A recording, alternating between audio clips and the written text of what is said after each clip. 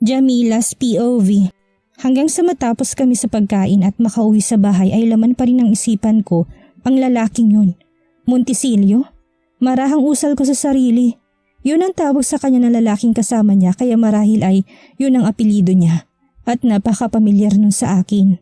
Hindi lang sa isip ko kundi maging sa puso ko. This is ridiculous. Umiiling ako habang nakatutok ang mga mata sa labas ng bintana. Hawak ang isang baso ng wine. Gabi na tulog na si Dustin habang ako ay dilat na dilat ang mga mata at binabagabag na lalaking kanina ko palang naman nakita. Kaya naisipan kong sumimsim ng kaunting wine para pampaantok. This is not good, lalo pat may asawa ako. Para na rin ako nagtaksil kay Nicolo kung tutuusin. Mukhang kinailangan kong ibaling sa ibang bagay ang isipin ko. Kaya naman napagpasyahan kong lumabas ng kwarto para puntahan si Mommy Natalia. Nais kong pag-usapan namin ang mga plano ukol sa pagbubukas ng hotel. Pagkalabas ko ng kwarto ay sa kwarto agad ako ni Mommy dumiretso. Kakatukin ko na sana ang pintuan niya nang mapansing bahagya itong nakaawang kaya napagdesisyonan kong pumasok na lang. Ngunit naantalang pagpasok ko nang maulinagan ang galit na boses nito na mukhang may kausap sa kabilang linya. Hindi ka ba nag-iisip? Ngayon ka pa talaga lumayas kung kailan kailangan na kailangan kita? Sino na lang magiging mata ko sa kanya? Alangan namang ako. Hindi ako pwedeng nakabuntot palagi sa babaeng yun dahil marami rin akong inaasikaso, Nicolo. Kapag pumalpak ang plano natin, sasabit ka rin kaya mag-isip ka. Sumibol bigla ang kakaibang kaba sa puso ko habang pinapakinggan si Mommy. Lalo na nang banggitin itong pangalan ng asawa ko na mukhang siyang kausap niya. Saka sinong babae ang tinutukoy nito? At anong plano tinutukoy nitong sasabit sila kapag pumalpak? Gawa ng naguguluhang isipan ay wala sa sariling nabuksan kong pinto kaya tumunog ito dahilan para mapatingin si Mommy sa direksyon ko. Jamila, kanina ka pa ba nandyan? Gulat na gulat ito. Nakababa ng hawak na cellphone. Napalunok ako ng laway. I tried to compose and calm down myself. Mom, kausap mo si Nicolo? Tanong ko pabalik instead na sagutin ang tanong niya. No, of course not. Ibang Nicolong kausap ko. Your husband is not the only Nicolo in this world, Jamila. Mariing sagot nito. Humakbang ito papalapit sa akin. Kausap kong kakilala ko na personal bodyguard ng kaibigan kong babae.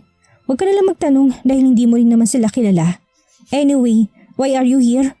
Tuwid na sambit nito kaya napatango ako. Goodness, bakit ko naman pinag-iisipan ng kakaibang sarili kong ina? I see.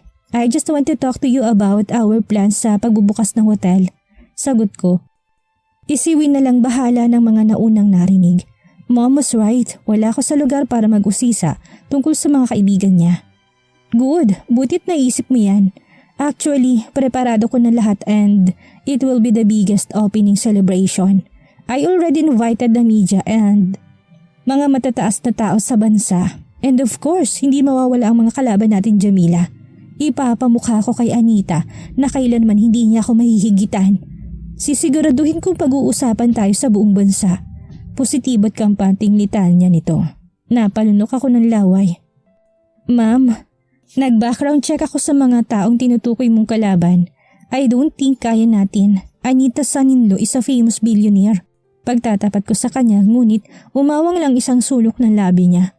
Don't tell me natatakot ka na, Jamila. Hindi pa nga tayo nagsisimula pero parang gusto mo na umatras? Nakagat kong ibabang labi. Mom, hindi naman po sa ganun. Yung sa akin lang naman ay paniguradang may hirapan tayo. Kaya nga mag-isip ka. Anong gamit ng utak mo kung hindi ka marunong maghanap ng paraan? Kaya nga palihim tayong titira. Isa pa, ang manugang ni Anita ang bilyonaryo at hindi si Anita. Kung sana nakinig ka lang sa akin noon, di nakapag-asawa ka rin ng isang bilyonaryo. May iritasyon na sa boses ni Mommy. Dinamay pa nitong katayuan sa buhay ng asawa ko. At alam kong mas lalala pa ito kung hindi ako mananahimik. At the end, tumango na lamang ako bilang pagsang-ayon. Kahit pa man, pagplanuhan ko ito at paghandaan ngayon, alam kong mahihirapan pa rin ako. Hindi ko naman kasi alam na hindi basta-bastang taong makakaharap ko. Don't be so weak, Jamila. Isipin mo na lang ang lahat ng paghihirap na dinanas ko. Dinanas natin dahil sa kagagawa ng Anitang yun. Huwag na huwag mo sayangin ang pagkakataon na ito para makaganti tayo. Mariing tugon ni Mommy bago ako tuluyang lumabas ng kwarto niya. I sighed habang marahang humahakbang pabalik sa kwarto namin ng anak ko. Itinatatak ko naman sa kokote ko mga sinabi niya, pero bakit ganun? Hindi ako makaramdam ng pagkamuhi sa babaeng si Anita. Na kahit anong pilit kong magalit ay hindi ko pa rin magawa. At hindi ko alam kung bakit taliwas sa nararamdaman ni Mommy ang nararamdaman ko. Maybe I am crazy? Para akong walang kwentang anak kong pagsusumahin. Hindi ko akalaing magiging ganito kakomplikado ang pagbabalik namin dito sa Pilipinas. Dati ay maayos at tahimik ang buhay namin sa Australia. Tapos sa isang iglap lang ay ipinasa ni Mommy sa balikat kong isang napakabigat na responsibilidad. Buti sana kung ang pamamahala lang sa hotel, pero masigit pa dun ang nais niya. Napahinga ako ng malalim. Medyo nakaramdam na naman ako ng pagkahilot bigla ang pananakit ng ulo. Kaya mabilis kong ininom ang gamot na maintenance ko. Pagkatapos ay nahiga na lamang ako. Bago ko pa man napagpasyahang pumikit ay nagpadala muna ako ng mensahe kay Nicolo. Nagigilty pa rin ako sa pag-iisip ng ibang lalaki pero wala naman akong balak na lokohin ang asawa ko o ano pa man. Good night, hon. Sweet dreams. Miss ka na namin ni Dustin. Matapos maisanda hindi ko na hinintay na mag-reply pa ito total, nakausap na naman namin siya. Saglit ni Dustin kanina and we're happy that he arrived safe. Ipinapanalangin ko na lang na sana makaya ko ito lahat. I don't want to disappoint Mom. Kaya gagawin ko makakaya ko para makipaglaban ng patas. Kahit pa man hindi talaga yun ang nais ng puso ko. Days have passed.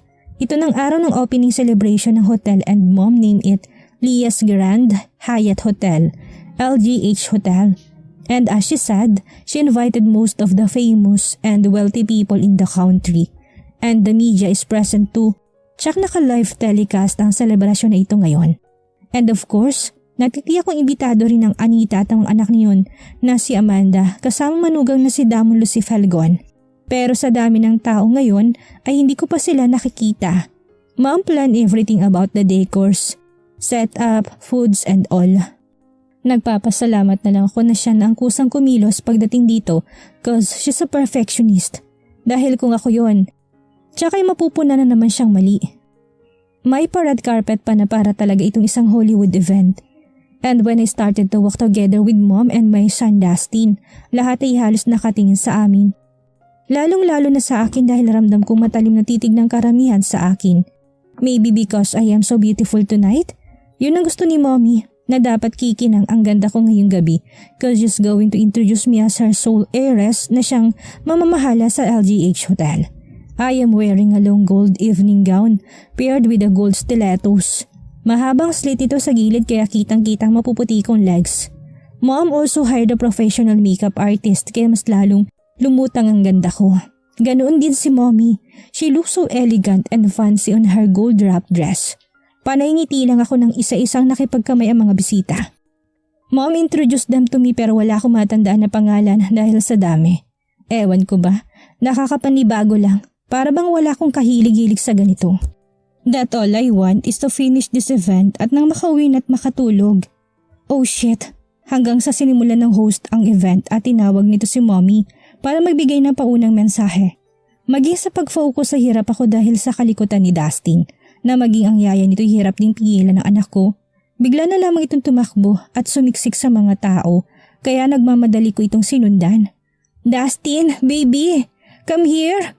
Medyo mahinang tawag ko dahil halos lahat ay napaka-attentive sa pakikinig sa mensaheng binibigay ni Mommy. At nang tumapat ito sa isang lalaki nakangiting kinarga siya nito.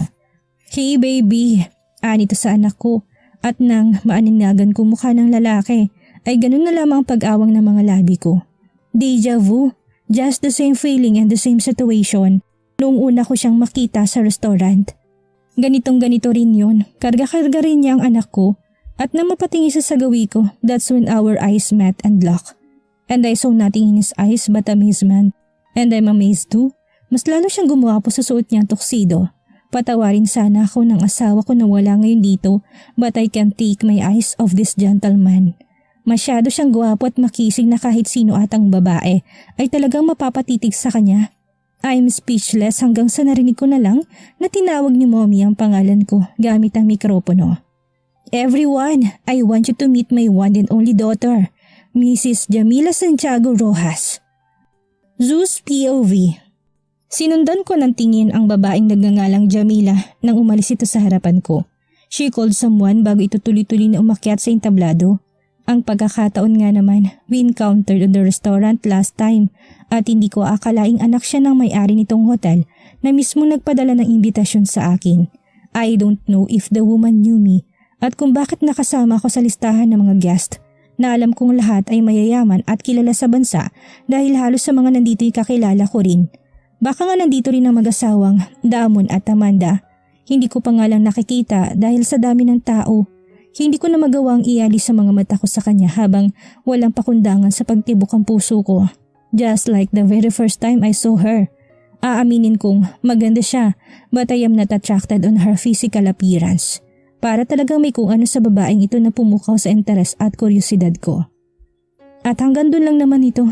Magmula nang mawala si Amelia, never na ako nakipagrelasyon sa ibang mga babae. And I know na wala sino man na makakapalit sa kanya sa puso ko. Pakaramdam ko nga buhay lang siya at nasa paligid lang, kaya hindi ko talaga magagawang maghanap ng iba. Sir, ako na po magkakarga sa alaga ko. Nabaling lang sa ibang atensyon ko nang may isang babaeng lumapit sa akin. Nasa tingin ko'y yaya nitong batang karga-karga ko. Isa pang batang ito na alam kong anak ng Jamila. Hindi ko rin alam kung bakit napakagaan ang loob ko rito sa unang pagkakataon na nakita ko ito sa restaurant. Gaya ng mami niya. Hindi ko alam kung dahil malapit lang talaga ang loob ko sa mga bata o dahil kamukhang kamukha ko to noong bata pa lamang ako. Yeah, he really looks like me. Paano ba hindi malalaman? I have one just on the same age as him that I kept on my wallet. At napakalinaw pa ng litrato na yun. Hulmang-hulma nitong mukha ko. His innocent little face na sa tuwing natititigan ko'y may kung anong dalang bultong-bultong kasiyahan sa puso ko. Marahan kong ibinigay ang bata sa yaya nito but the little kid shook his head. No! No! Nito kaya bahagya ako napangiti. Baby, halika na. Baka magalit si mommy mo. Nakakahiya kay Sir Handsome? Ani ng babae pero mas lalong humigpit ang kapit ng bata sa leg ko. It's fine. Ako na lang munang magkakarga sa kanya. Sambit ko kaya napakamot na lamang sa ulo niyang babae na tila ba nahihiya nga. Nagsimula na magsalita si Jamila sa gitna but now I am enjoying myself with this kid. Wala itong imik ngunit nananatiling nakakapit sa akin like I am his father. O baka naman namumukhaan ako ng bata o hindi kaya'y mukha na talaga akong father figure kaya lapitin ako nito. What is name? Tanong ko sa yaya na nantili na lang din sa tabi ko. Dustin po, Sir Handsome. Nakangiting sagot nito. You can call me Zeus and mind to ask kung nasaan ang daddy niya. Bigla kong naitanong dahil noong una ko silang nakita ay wala akong nakitang lalaking kasama nila. Nasa Visayas po, Sir Handsome. I mean, Sir Zeus, doon po naka-assign sa trabaho niya. Tuwid na sagot naman ito. Napatango lang ako, ngunit agad ding napaawang sa sunod na sinabi nito. Naku sir, teka, bakit para magkamukha kayo ni Dustin? Parang mas kamukha ka pa niya kaysa kay Sir Nicolo yung daddy niya? Takang tanong nito habang palipat-lipat ang mga mata sa mukha ko't sa mukha ng bata. Yun ngang nasa isipan ko, napansin din pala nito, napangiti na lang ako. Lahat naman ng tao may kamukha, baka nagkataon lang. Dahilan ko na ikinaisip nito, sabay tango. Sa bagay po, baka magkamag-anak din po kayo nila madam. Nito pa ngunit hindi na ako sumagot. Ayaw ko na mag-isip ng kung ano-ano lalo pat ang babaeng si Jamila ay may asawa na. Lahat naman ng tao sa mundo'y may kamukha. Sino bang wala? Baka nga talaga nagkataon lang nakahawi kong batang ito. Hindi na ako nakapag-focus sa speech ni Jamila hanggang sa natapos ito't pinalakpakan ng lahat. Naglakad na ito patungo sa direksyon namin ngunit matagal pa bago nakaabot dahil na rin sa dami ng bumati at nakipag-shake hands sa kanya. Dustin baby, halika na. Your mommy is coming. Pamimilit muli ng yaya na makuha ang bata ngunit tamad itong umiling na parang antok na antok na. Napakagat na lamang sa labi ang yaya nito na animoy kinakabahan hanggang sa tuluyang nakalapit sa amin si Jamila. Napaawang ito nang makitang karga ko pa rin ang anak niya. Goodness yaya, I told you na kunin mo si Dustin. Medyo naiirit ang boses nito habang sinasabihan ng babae.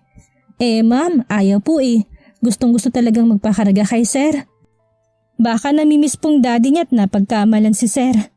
Nakakamot sa batok na paliwanag ng yaya. Kita kong pinandilatan to ng mga mata ni Jamila kaya napatakip ito sa bibig niya. Medyo taklesa rin ang yayang to. It's fine, wala namang problema sa akin. Ani ko. Mas lumapit pa si Jamila sa akin at marahan tinapik ang balikat ng bata. Ngunit hindi ito sumagot.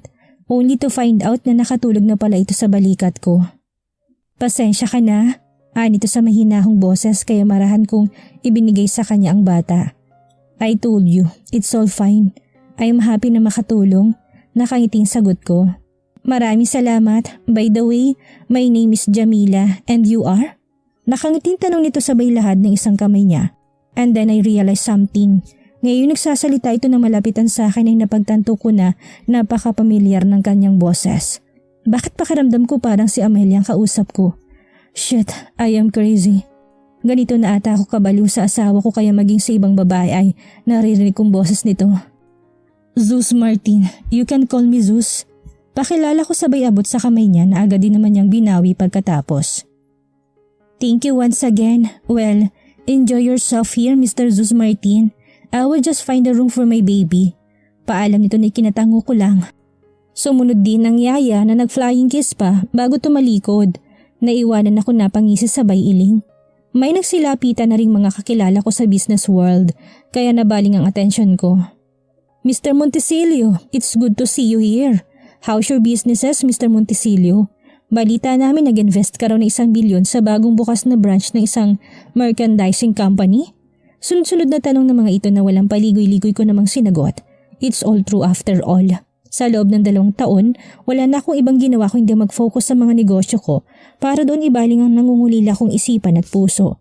Dahil sa tuwing nag-iisa na lang ako, para akong pinapatay sa kalungkutan at pangungulila sa asawa ko.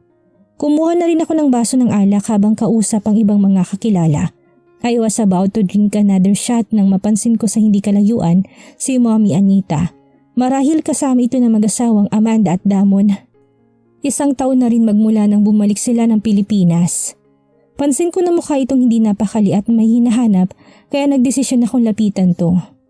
Please excuse me. Paalam ko sa mga kausap at nagsimula na maglakad patungo sa kinaroroonan ni Mommy Anita. Ngunit bigla na lang din itong umalis at napansin ko parang may sinusundan ito kaya taka din ako napasunod. And then I found them. Patungo sa isang comfort room. Betty!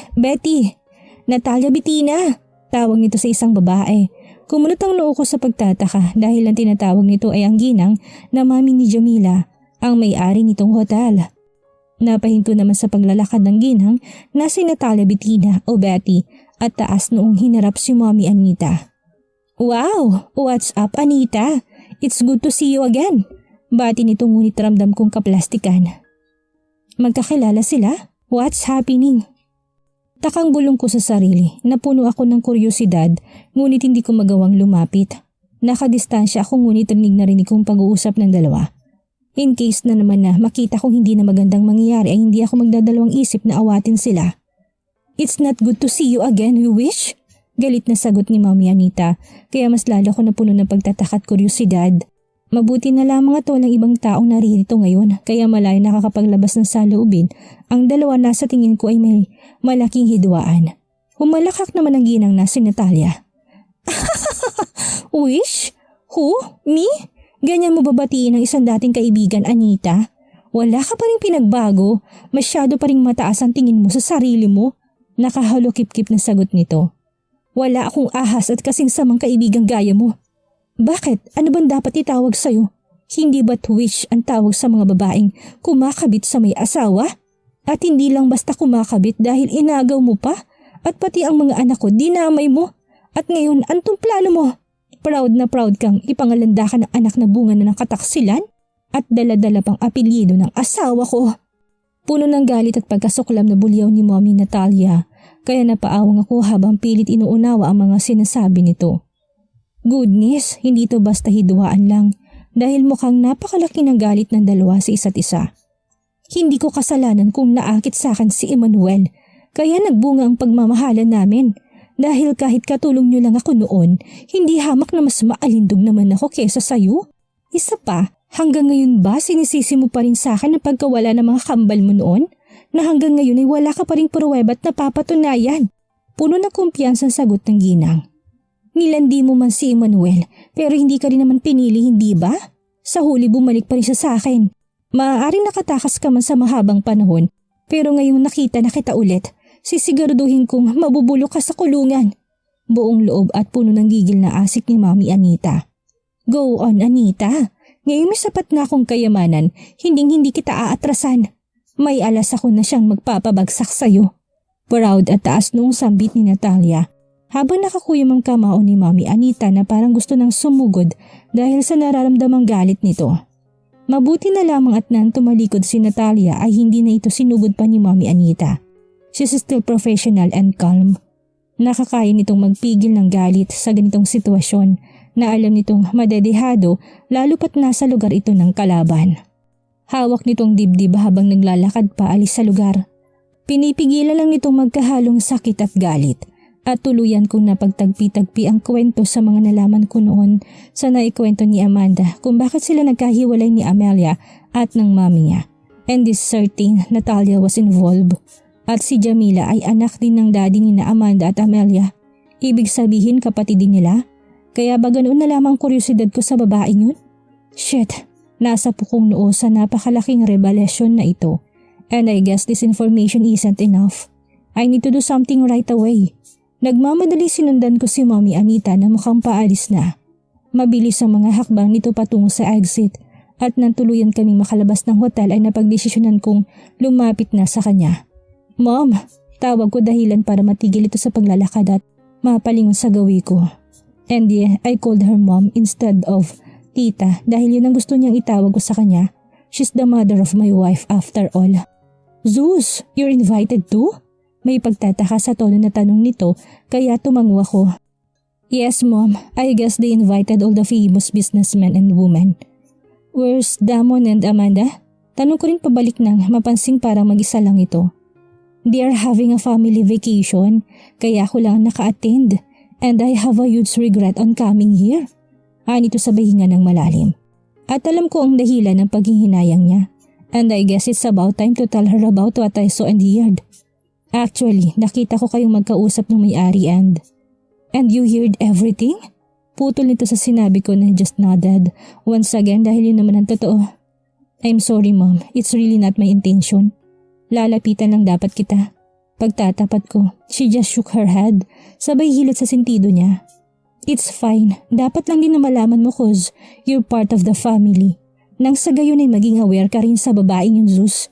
Lalo na ngayong malakas ang pakaramdam ko na maaaring planado ng walang hiyang Natalia na yun ang lahat. For sure matagal na yung nakasubaybay sa pamilya ko, kaya maging kayo kilala niya, she invited all of us? Para ano? Mahabang salaysay ni Mommy Anita, kaya napaisip din ako. Ang malalaking tao lang ang nakakilala na isa rin akong bilyonaryo, kaya nakakapagtaka na malaman ng ginang na si Natalia ang totoong estado ko. The reason why she invited me unless kung milyonarya din siya at maraming kakilala sa business world. Pero yun ba talagang dahilan o baka tama ang hinala ni Mommy Anita? Ilang taon ko siyang hinanap matapos niyang landiin si Manuel. Kinidnap niyang mga anak ko at ipinamigay na parang mga tuta. Wala man ako sapat na pruweba noon pero alam kong siya lang ang makakagawa ng kasamaan na yun. Kuyom ang kamaong salaysay pa nito kasabay ng paglaglagan ng mga butil sa kanyang mga mata. Ramdam ko ang sakit at hinagpis sa puso ni Mommy Anita, kaya nanatili akong tahimik at hinayaan itong maglabas ng hinanakit niya. Pagkatapos niya maglaho na parang bula, babalik siya dito ng walang malalim na dahilan. Hindi ako naniniwalang dahil lang sa negosyo. Kilala kong baho at kaluluwa ng Natalia Bettina na yon. Ubod na samat puno ng inggit sa katawan. Kaya kung ano mang pinaplano niya, dapat nating paghandaan. Dagdag pa nito kaya buong puso akong tumango. She's right, dahil kahit ako'y may malaking pagdududa sa ginang ngayon. Lalo na kay Jamila at sa anak nung si Dustin na talagang nag-iwan ng malaking palaisipan sa akin. I will help you mom. Makakaasa ka. Sambit ko kaya parang nabuhayan at lumiwanag ang mukha nito. Salamat Zeus, salamat. Hindi ko na muna ito ipapaalam sa mag-asawang Amanda at Damon, lalo pat may mga anak na silang inaasikaso at iniintindi. Kaya ngayon pa lang nagpapasalamat na ako sa tulong mo. Madamdaming pahayag ni Mommy and I just nodded. Just let me handle this matter, Mom. Kung nandito lang si Amelia, alam kong hindi yun papayag na may aapi sa inyo. Mag-hire na rin ako ng magagaling na bodyguards na makakasama mo. We need to be very extra careful, lalo ngayong wala na sina Amanda at Damon. Mariing tugon ko kaya napayakap to sa tuwa at muling nagpasalamat. Inihatid ko pa siya sa nakaparadang sasakyan niya kung saan naghihintay ang driver at 2 personal bodyguards niya. Napanatag ako kahit papaano dahil may makakasama ito. Agaran kong tinawagan ng kakilala kong chief of police para magrekomenda ng magagaling na bodyguards. Makakaasa at bukas na bukas din isasabihan ko sila kaagad, Mr. Montesilio. Nito kaya nagiwan na ako ng kompletong detalye at impormasyon. At sunod ko namang tinawagan ng pinakamagaling na private investigator na kilala ko. It's now or never. Aalamin ko lahat sa pamilyang yon. Lalong-lalo ng lahat tungkol kay Jamila. Jamila's POV. Kakabalik ko lang sa event matapos makahanap ng kwartong tutulugan ni Dustin nang makasalubong ko si Mommy sa hallway. Puno ng iritasyon ng mukha nito na parang bad mood na bad mood. My goodness, Jamila, where have you been? Nakapamaypay ito sa sariling mukha gamit ang isang kamay na animoy pinapakalma ang nagwawalang emosyon nito. Hinahanapan ko lang ng kwarto matutulugan si Dustin, Mom. Why? Are you okay? Nagtatakang tanong ko base sa mukha nito. Isn't it obvious that I'm not? Buiset, nagkita lang naman kami ni Anita at sinira ng babae yun ang magandang mood ko. Kung nakita mo lang kung paano niya ako pagsalitaan ng masama at pagbintangan. Galit na sambit nito kaya bahagya ako napaawang. But you are the one who invited her, Mom. Kaya talagang makikita mo siya dito. Walang paligoy-ligoy na sagot ko ngunit mas lalo lamang kinainis nito. So is it my fault? Ganyan lang bang sasabihin mo matapos sapakan ng babae ng buong pagkatao ko, ha?